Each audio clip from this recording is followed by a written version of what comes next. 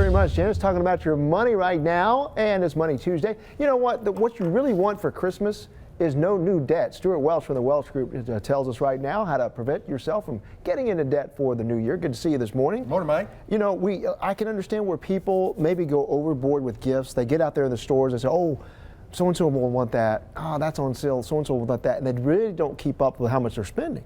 Well, that's exactly it, because most people are using credit cards. When you use credit cards, you don't really keep track. So you're trying to keep a mental record of it, but you're not very good at that. In fact, what the research shows is the average amount of new debt created is about $1,000.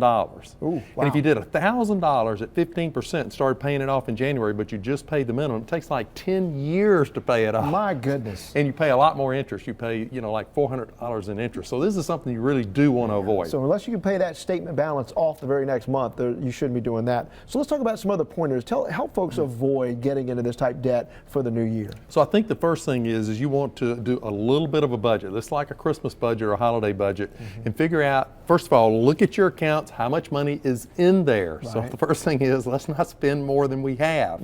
And so decide how much out of that savings or whatever it is, how much of that you're going to commit to spending, and you start there. So you start with a budget, and then the second thing you want to do is make a list of all the people you're going to give gifts to. Now, a lot of people are going to find there are more people on the list than they got money on the, money in the account.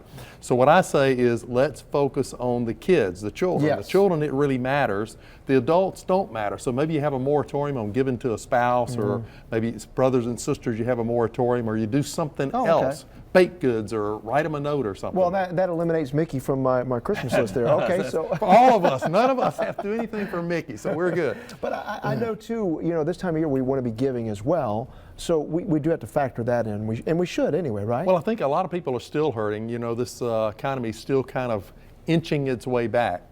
And it's a great time to bring children into the mix and see them with you giving back. And there are a lot of ways to do it. You can give clothing, you can give food, you can serve in a shelter, lots of ways to do things. I think the ultimate thing is what a cool thing to start the new year with zero new debt from the holidays. That would be the ultimate goal. I like that. That sounds like a great idea. Another point somebody told me once is just put cash in envelopes with people's names on them you're going to buy for. When that envelope runs out of money, you're done buying gifts for that person. I'm just scared to go to the stores with all that cash and a bunch of envelopes. But anyway. That's a great idea, though. It's a great tip. Stewart, thank you so much.